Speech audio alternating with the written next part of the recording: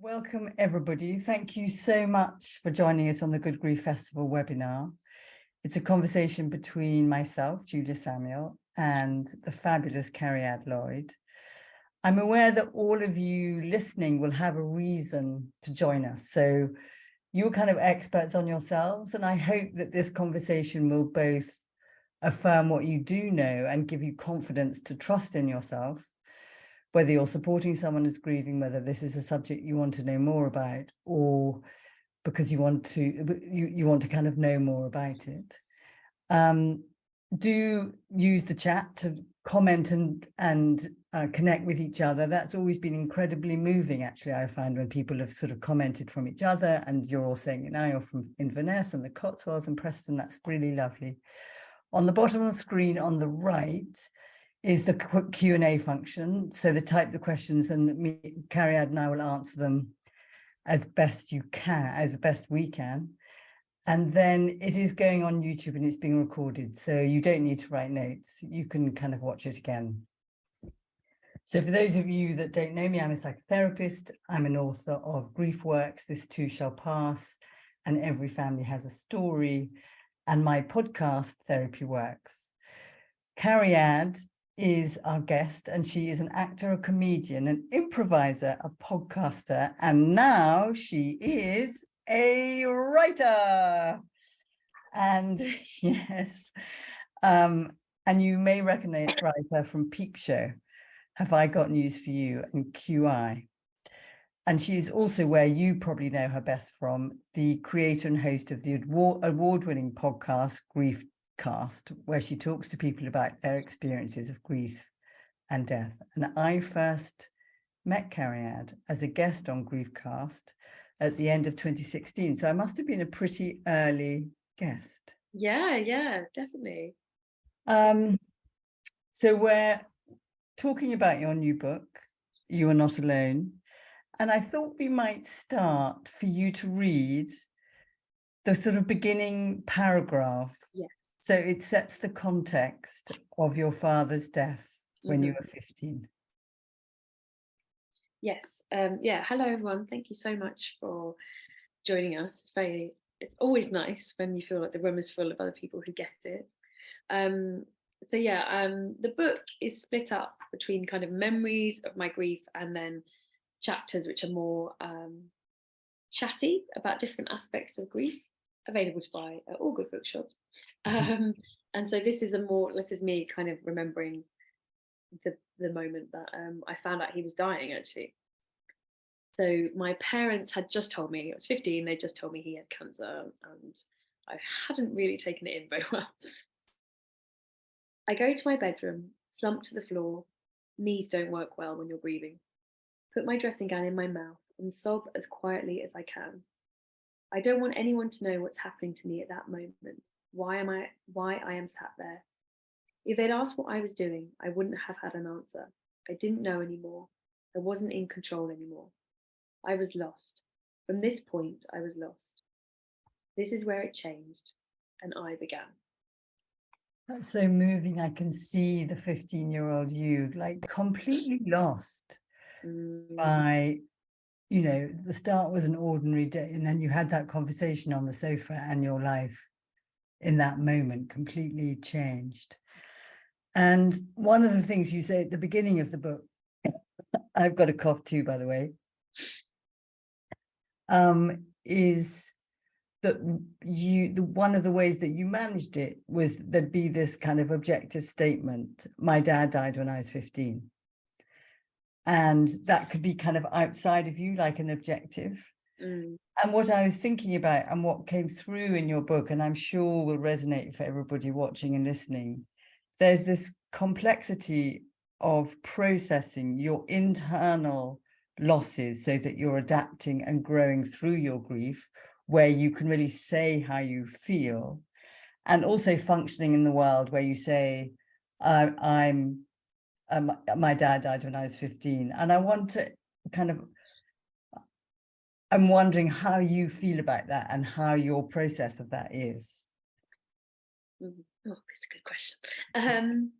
I suppose it's one of those things that when you join the club, as we say on Griefcast a lot, The Dead Dad Club, DDC. DDC, Dead Dad Club, is my part of the club, but there's many different variations of the club, rooms of the club. It's one of those things that you don't know until you join, that you're going to have a sentence. Like you don't realize, because why would you? And then, you know, you lose someone very close to you, they die, and people ask you, and you suddenly realize, oh, I need to tell people what happened. And the first couple of times that you have to do it, it's really painful. And, you know, people sort of say, oh, what happened? Like, you know, what happened to your dad? And you're like, so in the February, and you do this like huge story because you're in the midst of it. And then I thought, well, I can't keep doing this. I can't keep saying this massive story and have them be like, oh God, I didn't know he died, or I just wanted a quick answer. And so I found this sentence, which I write about in the book a lot, because it was like, yeah, like I held on to that sentence, which was, my dad died when I was 15. But even as you say that, you can You see know. you're not feeling anything, nothing. No, it's neutral. It's like absolutely boom, shutters down, portcullis down, drawbridge up. Like, I'm fine. My dad died when I was 15. And I just found it I could just say it to people, and it was like, it gave them enough of the grief and enough of the story that they were satisfied, and it was truthful, but it made it very clear, I do not want anything else. Please don't make me go into it or ask any details. And I found it became like almost like a business card, you know, like, boom, there you go. Like, that's my story, that's my narrative. That's why I can't ask those questions about my dad right now. And I think, as with many things that you need therapy for, therapy's helpful for, at the beginning it was useful, like it served a place, and it enabled me just to, in that first couple of years, have a conversation without breaking down all the time, or without maybe telling someone you don't know that well, you know, like you're in the post office. You need a protector. Yeah, you need something that's just like, boom, leave me alone. And then it became something, like you said, that I just stopped like feeling, and I just kind of, I use it now still, you know. So I've been interviewed a lot about the book, and, you know, I still go, sometimes people haven't listened to GriefCast, or they haven't read the book and they're interviewing you. And it's just like, so the reason I do GriefCast is my dad died when I was 15. And so I've been talking about grief for a long time, and it's almost like my story. But I do think it kind of, as I mean, with one of those things, it was protective, but then it sort of stopped me feeling it, because it just, like, people would go, oh right, okay, and they wouldn't ask any more questions, or they think I was fine. Because you internalized it. Yeah. So that I'm so sorry. I think what both of us together, oh my God, the insight is, it is very useful and important to have your protection. What is not useful and helpful is when you do that in relation to yourself. Yes. So that you have this process where you can move in and out in a kind of dual process of being restorative and going out into the world and being okay and functioning, because it's an intimate thing, grieving, very intimate. You need to trust people. It's incredibly emotional. But I think some of the difficulty, because society expects us to forget and move on and get over and go into your next chapter, we internalize that. Yeah. And so then we internalize that message in a kind of blank voice, objective. My dad died when I was 15, as if you don't feel anything.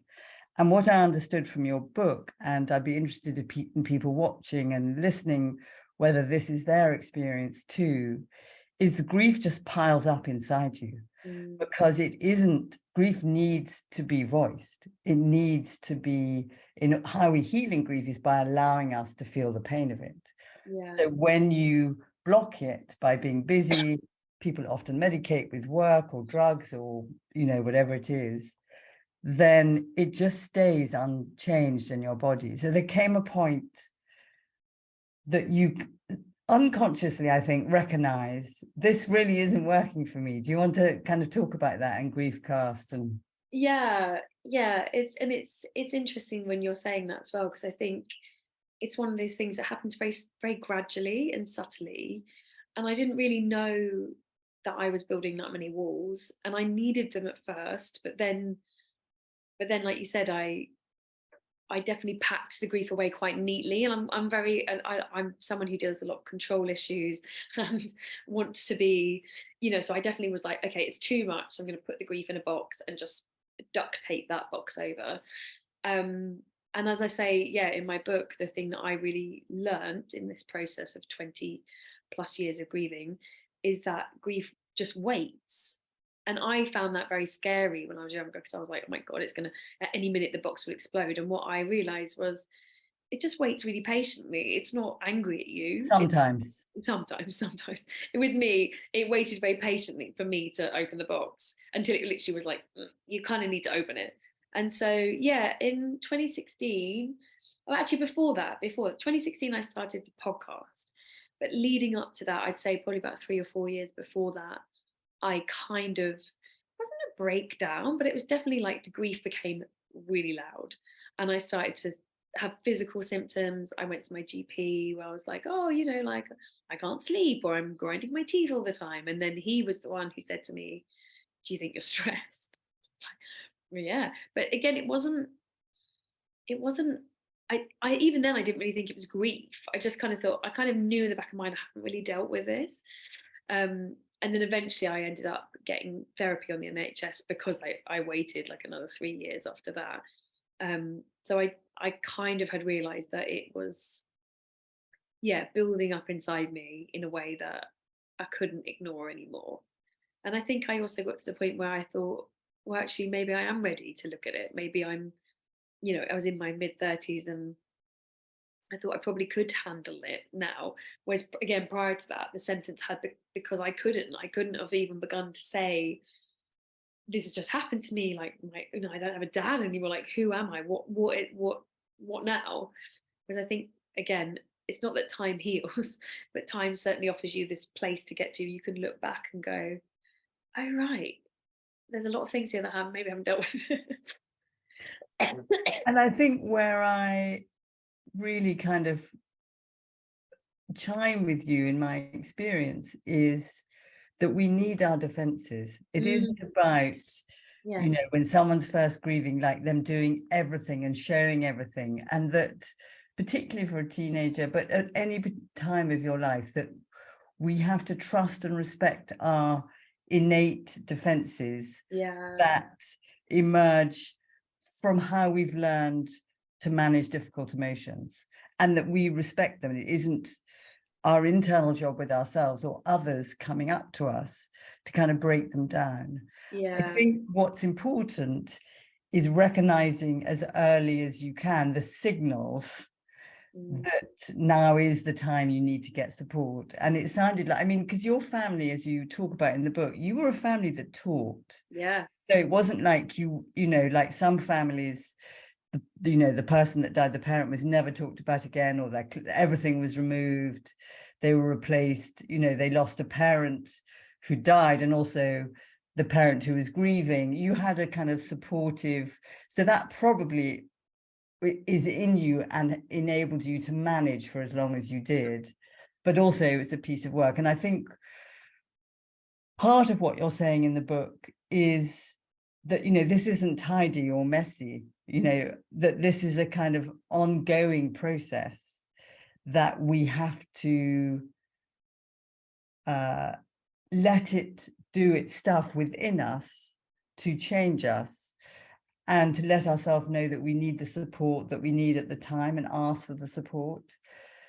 But you've been saying that people really are still, even though you've done your podcast, and that there's been, so much discussion and awareness raising about grief, people still are very ignorant about, you should just get over it. Like, I'll give you 3 months, sometimes 6 months, a year after the first anniversary, you're kind of done. Yeah.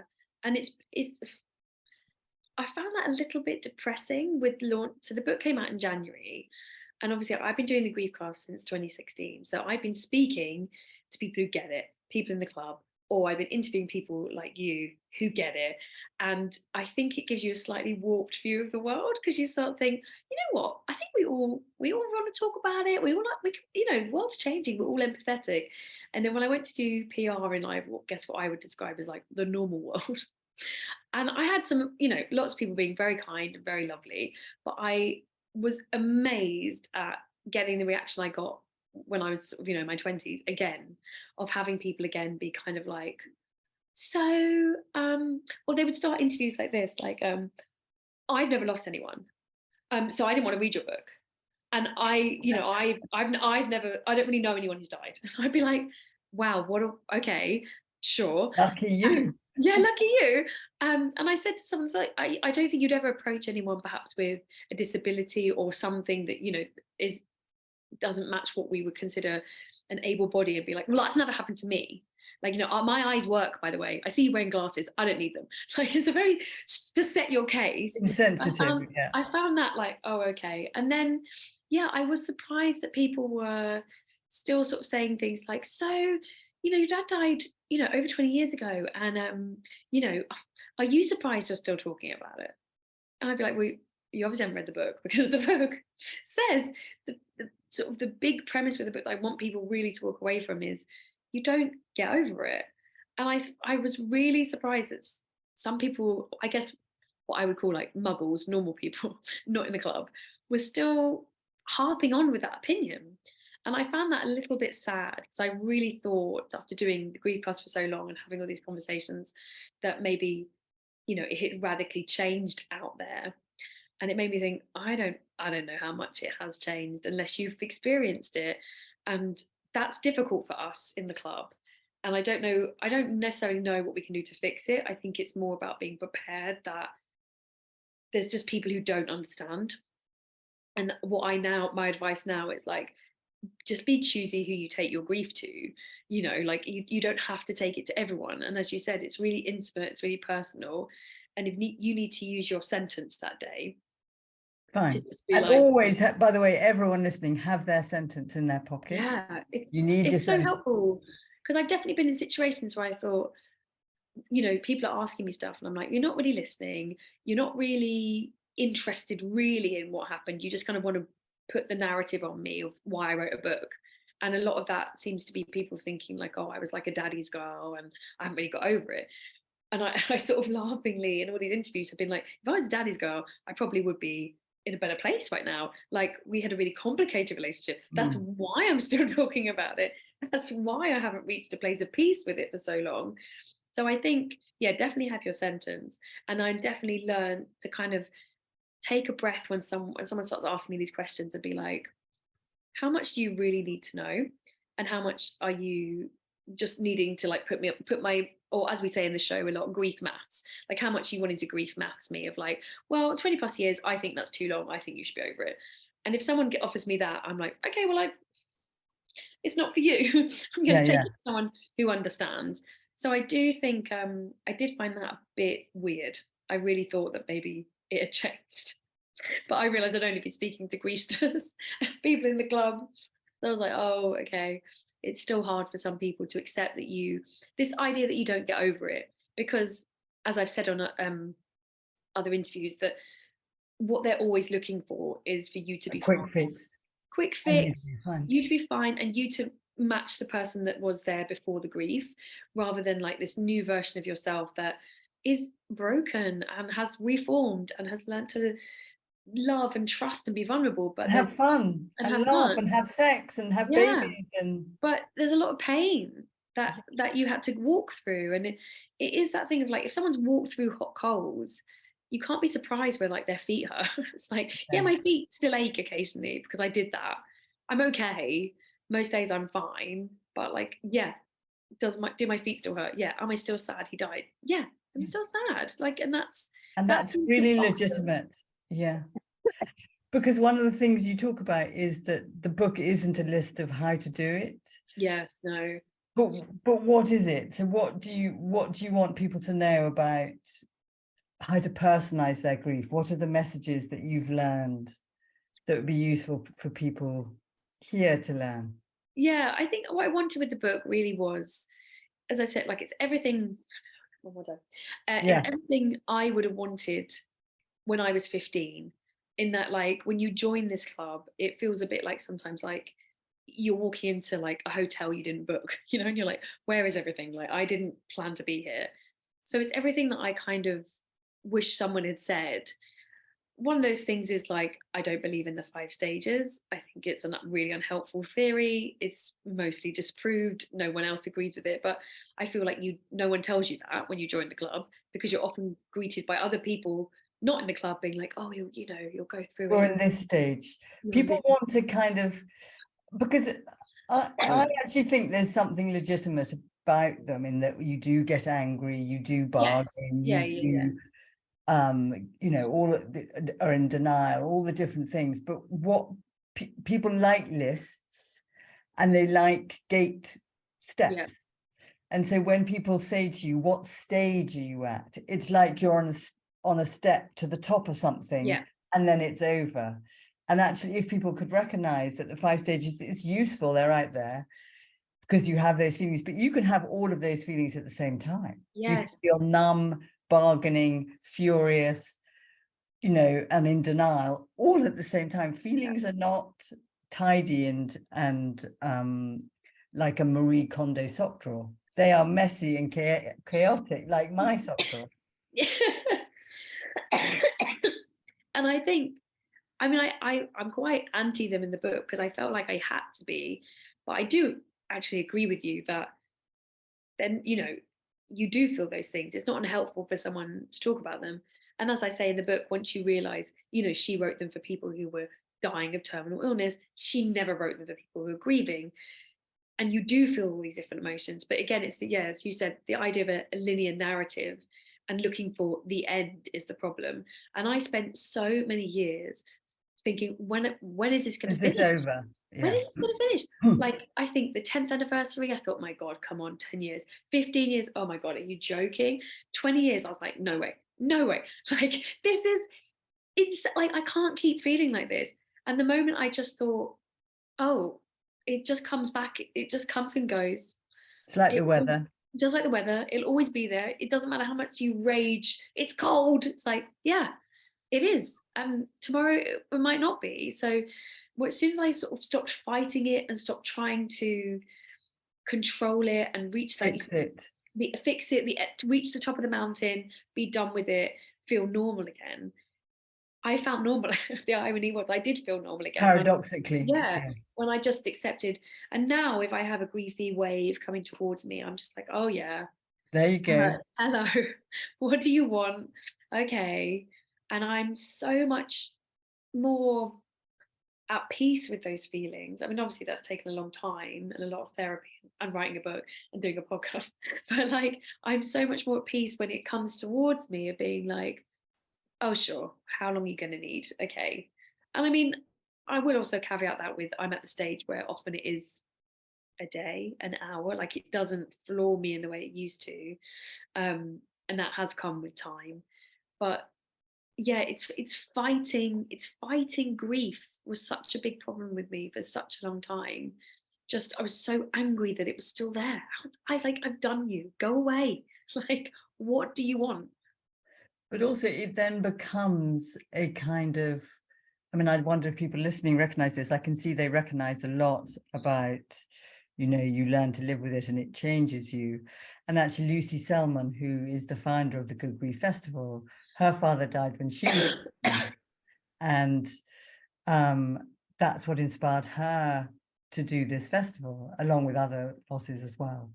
So you are not alone. You are by no means the only one that feels like that. And I think part of it is the normalizing of that this isn't something that you can wrestle to the ground, stamp on, and move on. Sorry, everybody. But it is something that, it is the paradox of when you let it change you, and this is the very important thing, you support yourself to have the feelings that you have, whatever they are, and the connection, but also the continuing relationship with the person that died. Yes, that was like, when I read about that, my brain exploded. So I was just like, I think it's like most grieving people do, but I think especially if you've lost someone quite young. By the way, I've got a thing about lost, because I like people, because your dad didn't get lost. No, I know. Do you know what? I always say he wasn't lost on the M4 and you just left him there. He died. I always say he died, but when I say, I often say lost a parent, I think, because I feel sometimes people don't like it. So I They think don't. I It's too feel a bit like real. I don't want to say, I'm a bit careful, but actually I'm in a room with people who get it. But when I'm not, I'm a bit careful because sometimes I've said, oh, you know, when your parents died, and then someone's like they're not ready for that word. So I'm like, oh, when we've lost a parent. Yes, when you So Sarah couldn't say the D word for ages. I think there yes, is a magical thinking around the word death, is that if I say it, it will somehow make it happen. yes. Oh my God, yeah. You absolutely believe the fates can hear you. Like they've heard you once, and now they'll come again. And my therapist pointed out that my sentence, you know, my dad died when I was 15. I didn't say he's dead. I say he died, which sounds almost like he's doing something. Like he's busy. He's died. He's over there. Like she was like, you're not saying my dad is dead. And I was like, no. And I took me therapy to be able to even say that sentence now. So Can I tell you why, or why I think so, and you yeah, can just yeah. agree with me, is that I think when you say it's died, it's like it's in the past and you're not looking at it. When you say he's dead, you see a body Oh, that's and you interesting. see your dead dad. Yeah, And that has a much more visceral impact. yeah, that's true. And I also think he was such an active person, and he was so like alive and loud and all the rest of it, that died and dying, there's something like that almost sounds active about that, whereas dead is, that's someone not moving, like you said, that's a body, that's not someone doing anything. So I avoided that phrases, and I eventually had to learn to like literally write it down, just like force myself to write it down, because I was like, a part of you is still, even if it's 1% your brain, 1% your brain still thinks he's coming back. Yeah. Like, even though every week I'm talking about it, I'm doing all this work about it, I was like, okay, so I did write down. And when I was writing the book, I had to write a lot, you know, a lot. My dad's dead, and that was awful, but also useful to kind of go, okay, tell that 1% of your brain it happened. Like it was 20 years ago, brain. All of us have caught up apart from like this one brain cell being like, maybe tomorrow he'll call. So which I think is fine, you know, it's fine. And it's about like you said, the kind of being kind to yourself, that empathy of like, Yeah. if Of that's what it means to permission. you, like that's okay. So I wasn't cross at myself, but I got to the point as we were talking about, I was like, I feel like I'm ready for this to change. Because also, I mean, Judith was saying the one she really hates has passed away, which I really hate too, I Mm. have to say. I Oh my don't God, have to say that sounds very active, like they chose to do it. Lost, I think it's like it sounds quite empathetic, but passed away sounds like they like moved away or I know, something. like but I agree. But the thing you're saying about the 1%, I think is incredibly common. And actually, for a lot of people, it would be more than 1% because they wouldn't have done the work that you've done. And what I was wondering was, did writing the book change your grief? Has it changed your relationship with your dad? Yeah. You know, this idea of the relationship continues. Oh yes, yeah. But did your relationship with him change? And did your relationship with his death change? Massively. The book, I had no idea how hard the book would be to write at all. I really thought naively, because I did the podcast, well, I talk about him lots, and I'm this, you know, Queen Grief. I talk about Griefster, yeah. griefster, I'm a griefster. And actually typing things that I had not thought about for 20 years was awful, hideous. Was it like yesterday? Like Yeah, it was yesterday? it was like getting a scar and getting a blunt knife and like hacking into Oh, it and being like, Cariad. what's like Oh, what's in there? It was no. awful. And Oh, there were God. definitely, I think actually, it's very visceral image, sorry, but That's all right. the worst bits were going back to the bit that we just read, like the diagnosis, his death, like the beginning, because I think a lot of what I'd been talking about in the grief class was like coping in my 20s. I hadn't really gone into like the detail of what happened as a teenager, the really, really painful first 5 years, I suppose. I'd always talk around. And also, when I'm interviewing someone, I'm getting their story. I'm in charge of the edit. Like, I can just, if I say something painful, I take it out. Like, if I think, oh, actually, I don't want everyone to know his middle name, like, you know, and having to write down his middle name, his date of birth, like having to really own, well, actually, you know what it was, Juliet? I moved away from the sentence. I couldn't say my dad died I was 15. That's why I'm interviewing you. I couldn't be professional. I had to be like, oh, like this, To be this in is it. this is me, the vulnerable 15-year-old. So writing about the beginning of the bits in the beginning of the book, which I'm sure if you read, like, you know, even remembering me being a teenager and stuffing that dressing gown in my mouth, like that's a horrible memory. Like it's, sorry, I'm allowed to swear, but it's fucking horrible. So Because like, what you're saying and describing, which I'm sure people watching will really recognize, is that that moment was a traumatic moment, oh yeah, and it freezes in you. So you yeah. have two time zones in you, don't you? You have the frozen time zone, which is as if it happened yesterday. And also when you look through that lens, the world looks like a different place. It looks like quite a dangerous different place. And then you have the time zone of the present, which is very influenced by that past time zone. And what it felt to me you were doing in the book was that you actually, maybe unconsciously, find a way of, the word stitching, or putting together the past and the present, where you had integrated and named what had happened and had a coherent narrative, which changes your relationship with yourself as a grieving daughter, with your dad as he's died, and probably with your whole family. Yeah, I don't think I realized how, like, how visceral and how important writing it down would be, because I'm such a talker, and because I felt like, you know, I talk about really difficult things and I really don't mind doing that. I didn't, the reason I'm such a talker is I hate writing things down. I hate things And having, also, I want to talk about that, but your humor is how you yeah, deal with a lot of stuff. yeah, and I don't like permanence. I find permanence scary. So That would be a relation to your dad, right? yeah, Because you don't dare trust anymore. yeah, exactly. And so writing it down made it seem, and this is mad, but it makes sense. Writing it down almost made it official. If I have to write down a book like about his death, well, he definitely died. I wrote a book about it. Like, so again, that part of your brain that's like, I don't think he did. I really had to say to that part of my brain, like, we're going to write about it. We're going to remember all those things that happened. And also because I cared about the book, I knew I couldn't phone it in. I couldn't lie. I was like, grief just Couldn't know what fake grief it. feels like. I'm going to have to be honest about the worst moments. And that's what those moments that I write about my personal story in between the chapters, I was like, these are the real, the Raw. highlights, if you like, of grief, where you're like, this is like, there's no other word for what I'm experiencing. It's just utter grief. So yeah, to go back to those was very difficult. But every time I did it, I felt lighter. And I felt like a bit of me that I'd been sort of holding on to was now on a page.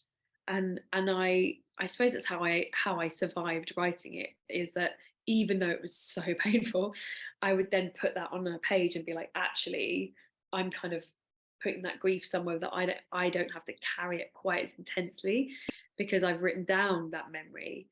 And I found that scary, because I was like, oh, what if I lose the memory? What if, like, I want, like, it must is an important thing to happen. But I was like, trust, it's there. That is what happened. And you don't need to preserve it in aspic anymore. Like, it can just live in those words and help other people, hopefully. But it And was, also, I mean, what I was thinking for everyone watching is that we can all do this version. We don't have to have a publishing contract. no, absolutely. Yeah. It is very well evidenced from research that journaling, writing your story down, having a narrative with both the kind of facts of what happened and your emotional relationship with what happened, shifts your relationship, and it's as effective as talking therapies. Journaling is incredibly, I would say curative, that's not the right word, but it is profoundly helpful in changing our internal relationship with external events. Yeah, I would definitely. And I have journaled in the past, and I have done lots of like morning pages and stuff, but I had never The full story. Yeah. And I'd never written down the really early bits. I'd always been too frightened, really too, even at the time, as I say in the book, my diary from that time has one entry, and it's 6 months after he's died, and it says, I need to get over it. It's been 6 months. Like, My that's, darling Cariad I girl. know, like that, because I couldn't bear to write it down, made it real. So this was the first time I'd really written down those moments that you almost, you don't even, you sort of know they're at the back of your brain, but you don't even open the door to get to the door to get to the other door, because you're like, whoa, don't go in that room. That's really bad, that room. So I did find it really surprisingly helpful to stitch my narrative together. And that's coming back to what we were saying about the 5 stages. What annoys me so much about that 5 stages, it gives people a narrative that is fake. It gives you a Hollywood film narrative, a A happy hero's ending. journey Yeah. narrative. Yeah. And I think a lot of us try and pin our narrative onto that and go, oh, that's not very helpful. Whereas when you can see the narrative as ongoing, messy, keeps like spiraling, blah, blah, blah, and you're just riding it, then you could be like, oh, I see, that's my narrative. It's just like, this is when the person died. That's always going to be act one of grief. But then the rest of it doesn't follow that line. It just kind of does this. But you do have this moment that you can kind of go, that is it, when they said he's got cancer and there's nothing we can do. And what I'm interested in is, and I'm really interested in reading the chat too, that you have this unique, personal, intimate story of you in relation to your dad and your mum and your brother. And yet there are universal aspects to it that we can connect to. So a lot of people commenting are kind of recognizing their loss from very different losses, from a child dying to a parent dying, but also recognizing in each other that there are things, the most personal is the most universal, like that you will always, your relationship with them changes over time, but the love never dies. But also that your relationship with time changes. But when you think you have control over it and can kind of fix it, as you talk about, then you're kind of lost. Yeah, and I think that's that. I get asked that a lot in like interviews of like, well, you know, there must, like, all grief's the same because your podcasts are popular, and like, what unites you all?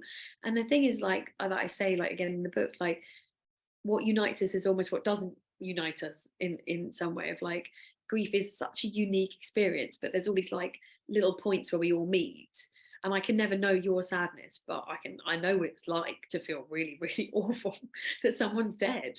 And there's a compassion. I think the thing that joins you is the capacity to be empathic, to step into their world because you've had that experience. Yeah. But also compassion and curiosity to listen. And of course, not everyone who's grieving is like that, but for those of us who've chosen to kind of come into the world and find out more, there's a compassion. And in that compassion comes something that is incredibly shifts your relationship with it. When someone allows you to have the feeling you have, sees it, names their person that had died, it allows them to do it for themselves, and that's incredibly powerful. And I think I've learned that just from doing the podcast, that when I started that show, I thought I knew quite a lot about grief. I thought I had quite a lot of conversations, and then having these conversations with people whose grief terrified me or confused me or absolutely baffled me, I couldn't even understand what had happened in their family, it did just make me realize, it's so cliche, but like, you never know what's going on with someone, and you can't understand their pain, but yeah, you can have compassion and you can have understanding. And Listen, big thing, listen, boys, girls, everyone. And selfishly, it's not why I did the grief cast, but it does help your own grief to look at other people and be like, wow, like, they've been through this, they've survived it, like, this too shall pass, as you say. And you kind of realize we're all going through something, we're all trying to ride this experience. And that's what my sort of conclusion in my book was kind of like this. I really hate the phrase grief is the price you pay for love. I really hate it, but I know lots of people love it, because I feel like grief is the price you pay for life. Like, this is life. This is being a human. You're going to grieve. And I find the reason I hate the love thing is it implies this kind of, for me, it implies a kind of perfectionism or like a happy relationship. And I've spoken to so many people grieving who had terrible relationships, It's terrible complicated, relationships, complicated, human, messy, messy yeah, relationships. unfinished. And I'm going to ask yeah, some questions now. yes. So Lindsay's saying the book is wonderful. My question is, I would like to gift the book to friends who are in the club, but when do I know is the right time for them? Yeah, I mean, I think with grief books, you just have to give and say Whenever you're ready. whenever Put you're it in ready, a drawer. Yeah. whenever you're ready, and then don't expect them to read it. And I have this, it's almost like this, I got asked this once about text messages, like when should I ask for a reply? Like they haven't replied, when should I check in on them? And I'm like, there's no, if someone's grieving, they're grieving. Definitely give them the book. That's lovely and really wonderful. But don't expect them to read it. And if in 5 years' time they're like, oh, I just picked it up, actually, it was quite helpful. Great. But I think all you can do is put a resource in front of someone, and then if they want to, they do. I don't think there's a right time. I do think, I don't know about you, I always think first 6 weeks, just let people be. Like, just let them have chaos. Maybe in 6 months' time, be like, oh, here's a book I thought might be helpful. Because I think we have that urge to fix. It's how you phrase it, isn't it? It's how Yeah, you give it. You may want to read this, you may not. Here it is. I yeah, find it helpful. that's good. Coming with love. Listen to So, Julie. my anonymous attendee, sorry, my mum died when I was in my 20s. 6 years later, I'm just starting to have people close to me lose parents, friends and colleagues. I feel a lot of anxiety about how to help these friends without either making what they're going through all about my experiences or pushing down my personal feelings. Do you have any advice? Can I answer that? Yeah, go for it. Allow yourself to have both, so that Mm. you can acknowledge and name that you were bereaved, that your mum died 6 years ago, and let those feelings out, but also allow them their feelings and support them, so that, I think we can have many responses, and the more we can allow multiple responses and not think again we have to have this tidy way of being or this perfect response, then the more helpful we can be, because that actually matches their experience. And I would just like to say to them, I totally understand, because I know what it's like. And suddenly it feels like everyone's joining the club and you're like, where were you 6 years ago? So you're definitely allowed to have that feeling of like, oh, is it sad? Is it sad now? Now you're in the same position as I. So don't feel bad for having those feelings. That's perfectly acceptable. So Alison Chang, it's such an honor to be with you both. Well, hello, Alison. It's lovely to be with you. I'm in the process of writing a book about raising kids as a young widow. Do you have any advice about the waves of imposter syndrome as a writer? I mean, I would just say there's nothing you can do about it. It's a bit like grief. Like there's nothing you can do about it. So for me, I would always, my friend Dr. Pragya Agarwal calls it the vomit draft, the first draft. Just like get it out. Do not worry about it.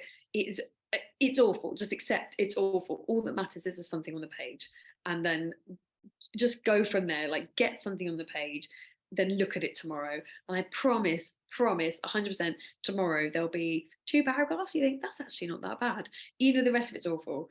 So don't just, even that voice, First draft, get the words on the page. get it on the page. Perfect. Pauline, some people find rituals, funerals, visiting a grave, etc., very helpful, but the same rituals can be difficult and unhelpful for others, e.g. religious funeral. What are your thoughts about rituals? Would you want to take that, Julia? I have lots of thoughts about rituals. I think rituals are incredible vehicles for externalizing what's invisible, but we have to make them meaningful for us and not necessarily take the ones off the shelf like a religious funeral if that doesn't work for us.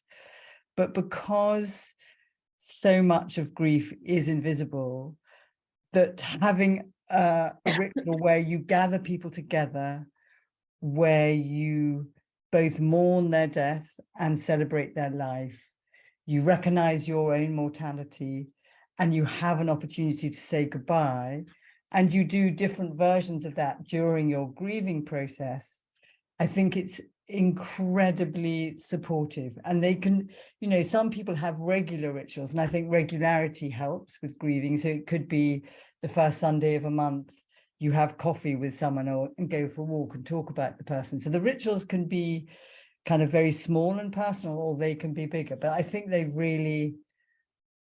like habits with soul, and I think they add a lot that's really useful in your life. Francis W., could you explain what's actually meant by bargaining in relation to death? I've never really got it, though. I've been bereaved. I know Kubler-Ross stages were based on bargaining. Shall I say that? Yeah, I think she always answers it herself when she says, you know, bargaining makes sense to me in that context because it hasn't happened when it's talking about Kubler-Ross, which, yeah, is about people dying. But I actually think it fits for grieving in the sense that when they've died, you kind of feel the person that's died, and you have this guilt, and you do a lot of bargaining of, I'm going to give myself permission to be okay and not feel guilty if. So I'll promise, you know, you do this sort of self-punishment of bargaining in response to your guilt to do with that actual death. And also you often feel like there was something that you did that failed, and you hold yourself responsible for the death. And then you do a whole mass of bargaining in response to that, which can be very self-harming, if that makes sense. So, Anonymous, thank you so much. One of my family members recently died, and it's highlighted a constant lack of communication and difficult dynamics in my family. I just want to ask, do you have any advice around managing grief with difficult dynamics? Cariad.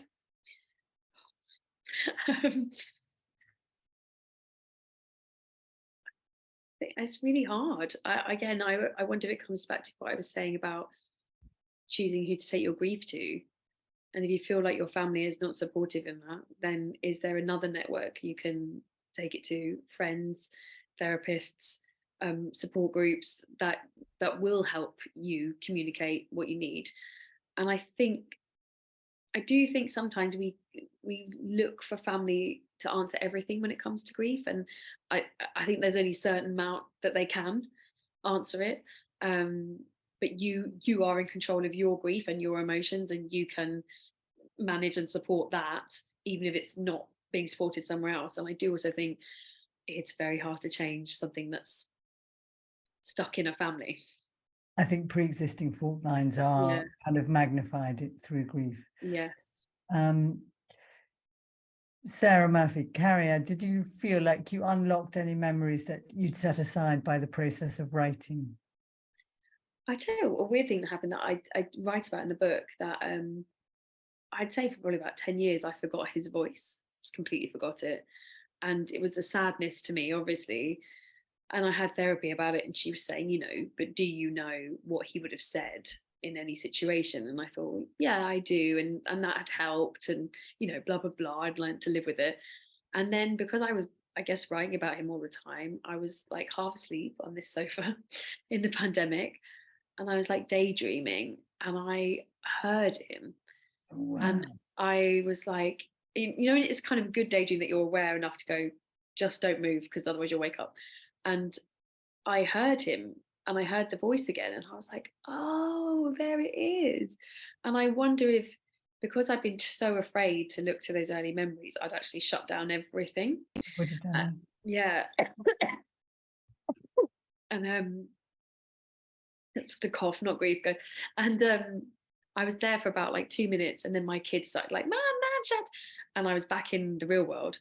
But It's in your memory now. Yeah, and then since then, it's actually been quite easy to remember his voice. And I had lost it, completely gone. If you'd asked me what it sounded like, I was like, I don't know.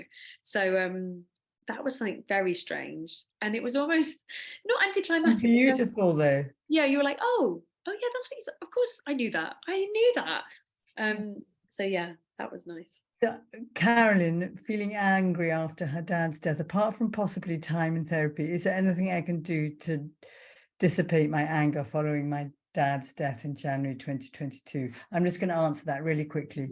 I think the thing that really helps is exercise. And I think there's a 3-stage thing, which is that you can go outside and do something that gets your heart rate up and kind of really, and it can be for 10 minutes, 15 minutes, come back, journal everything that you're cross about, do a like 5-minute breathing exercise, and then watch something funny, watch Cariad on telly, because that, if you only vent, it increases your anger.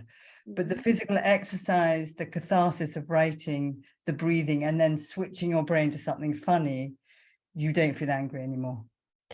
So Take that advice. It's good advice. Leslie, I was very happily married for 40 years when my husband died. That's a really long time, Leslie. It's suddenly 4 years ago. Since my husband died, I've tried to maintain contact with my in-laws, but it's been doing me all the work. I feel like I'm begging or imposing on them. That sounds so painful, like it's another loss on top of a loss. And the thing I would say is I would write them a letter, because sometimes that's easier, just to check in with them and that you want to have a relationship with them. But if you keep on not saying anything, they will keep on behaving the same way.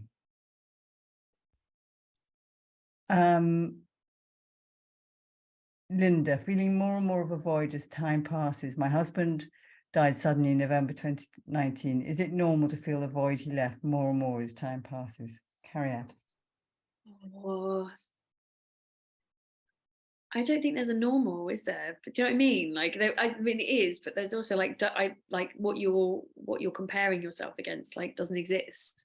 So like, yes, like it's totally fine to feel however you're feeling, is what I mean. Like, there isn't this idea that another person out there who lost their husband at the same time is feeling fine. Like, there isn't that person.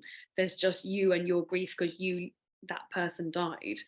And however that needs to manifest itself is okay. I don't think you need to feel bad if it's not going this way or this way, as we described. If it's doing that, that's okay.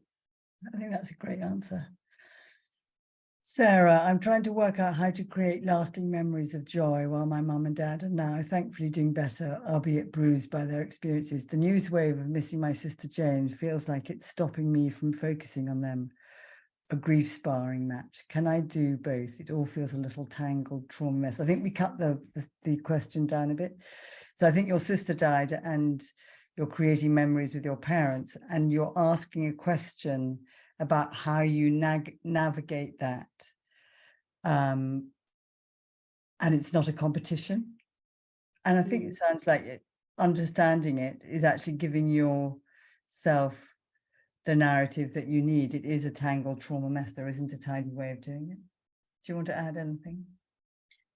No, sorry, I'm trying to find, my screen's gone mad and I was trying to find the questions, but no, I think what you said is perfect. So is the book available as an audiobook? Yes. Read by Cariad. It is. And can I just factor in that if you download it early, there's something wrong with it. And my voice is mad for about 6 chapters. And people think it's me doing the impersonation of myself as a young person. I'm not. You need to re-download it. But Audible have not contacted everybody. So if I sound like I'm talking like this, that wasn't a choice. There's something wrong with the files. But thank you. You can download it with me.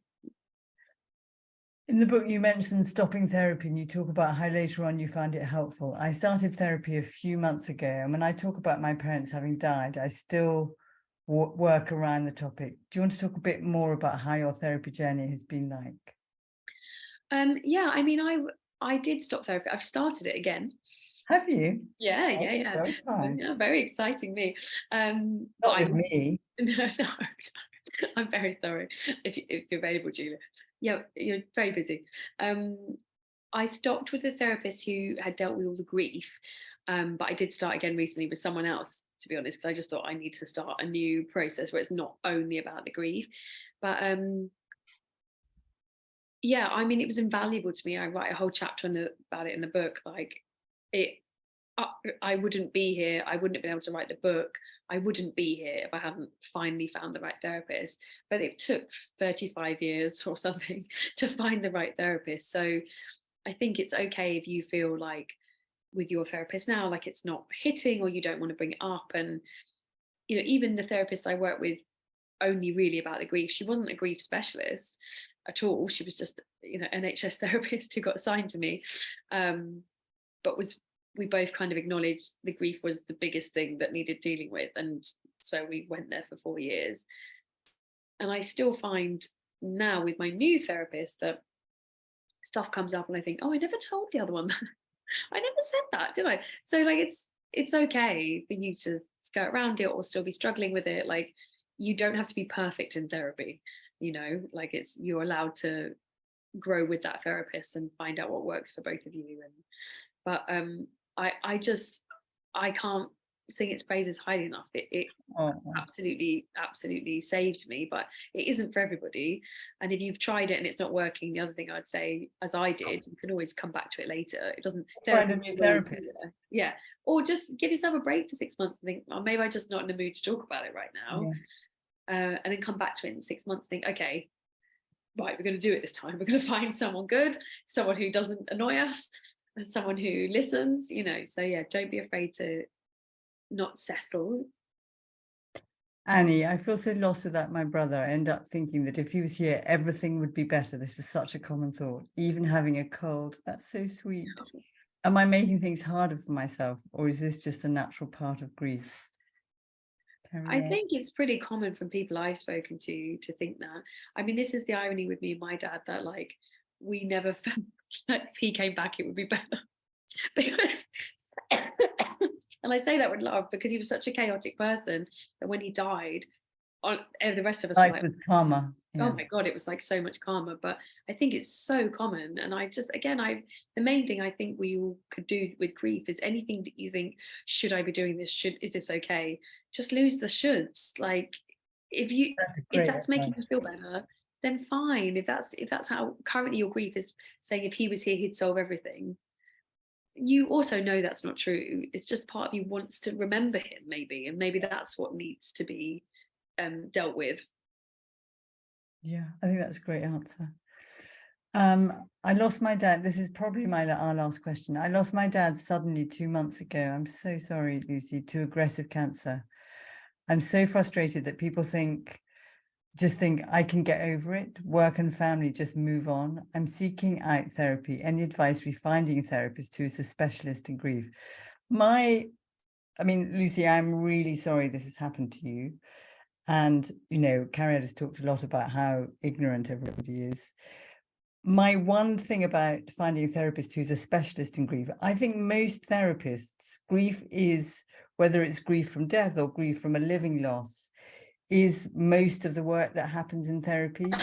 So my first kind of thing would be to, you don't have to find a specialist in grief, but find someone who you feel they get you, that when you're with them, you can feel that yourself, and you trust them and yourself to work out what you need.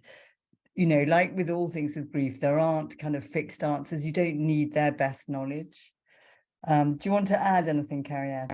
Yeah, to say exactly, the one I had for all the grief wasn't a grief specialist at all. And she was somebody I just felt like the first person I sat on who didn't irritate me and didn't say something stupid from me off. And I could feel that when she asked me questions, I was being honest. And, so I think like if you want, give someone one session, but if you feel like, you feel like they don't get it. I definitely had that with other therapists when they were asking stuff about death, and I could see they were wincing. Like they were like, so when your dad died? And I was like, oh God, no. We need someone that's just gonna be okay. We're talking about death. So yeah, I always say to people, it's like dating. Like, you don't accept the first person that comes along and gives you a snog. Like, absolutely the same thing with therapy, and they should never kiss you. That's not okay. That's not okay. But like, shop around, like go and see different people. I think it's quite helpful to type in lots of things. If you've got like a few things you're worried about, like grief or ADHD or mental health, type it in and then type therapist and see what happens, because you might find someone who's like, oh, I love talking about that. But And don't, also in the festival, there's links to organizations like CRUISE, the yes, cruise on it. Association of Counselling Psychotherapy. So there's lots of places you can check. We're coming up to a minute. So Yeah. you can find Cariad's book anywhere you can buy books, from bookshops to Amazon. You Out can now. find Cariad on Griefcast. And also in the Good Grief Festival, there is, I don't know if there's hundreds, but there's a lot of wonderful recordings of conversations like this, which have specialist subjects and topics about different loss, about nature, about what helps. So if you want to find them, go to the Good Grief Festival and go into their back catalogue. And so for now, thank you all so much for joining us, so many of you. Thank And you for so your much. comments to each other, and it's such a special, unique community. But most of all, thank you for Cariad, for being you, for writing a spectacular book that I would recommend to anybody, and for joining us tonight, despite the fact you have an absolute hacking cough. Thank you. Thank you, Julia. Thank you so much for being such an amazing interviewer, as always. It's always nice to talk to you about grief. And yeah, thank you everybody for like the amazing, lovely comments and amazing questions, and being willing to talk about this stuff, because that's the thing. There are people who are willing. So do not feel alone. You are not alone. There's plenty of us who want to have these conversations. And when love dies, it is the love of others, like we felt here this evening, that helps us survive. So make sure that you get love in relation to yourself, but also love from others, and take care this evening. And lots of love to you, Cariad, and all the Good Grief Festival team.